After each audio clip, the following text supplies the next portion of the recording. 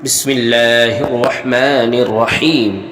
محترم ناظرین، اللہ تبارک و تعالیٰ کی ذات سے تمام ناظرین خیر و عافیت سے ہوں گے۔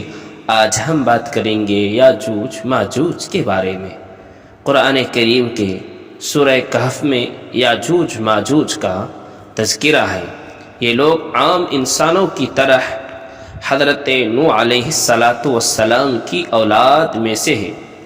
یہ بڑے جنگ اور طاقتور تھے، اپنی پڑوسی قوموں پر حملہ کرتے رہتے، ان کے گھروں کو تباہ کرتے، قیمتی چیزیں لوٹ لیتے اور قتل و غارت گری کرتے رہتے تھے۔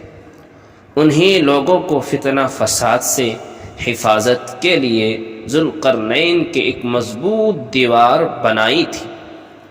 ایک حدیث میں آیا ہے کہ قیامت کے قریب جب حضرت عیسیٰ علیہ السلام مسلمانوں کو لے کر کوہ طور پر چلے جائیں گے تو اللہ تعالیٰ یاجوج ماجوج کو کھول دیں گے اور وہ تیزی کے ساتھ نکلنے کے سبب بلندی سے پھسلتے ہوئے دکھائی دیں گے۔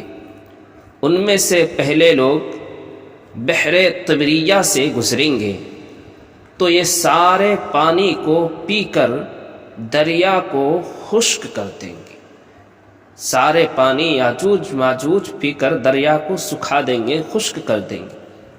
پھر حضرت عیسیٰ علیہ السلام اور مسلمان اپنی تکلیف دور کرنے کے لیے اللہ تبارک و تعالی سے دعا کریں گے۔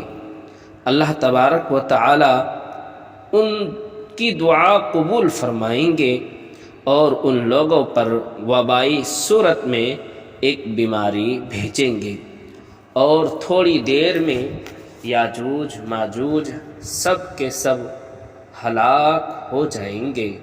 ان کی دعاؤں کے طفیل، ان کی دعاؤں کے ذریعے سے اللہ تبارک و تعالیٰ ان کی دعا کو قبول کریں گے اور ان کی دعاؤں کے صدقے طفیل میں یاجوج ماجوج کو اللہ تبارک و تعالیٰ ہلاک اور برباد کر ڈالیں گے۔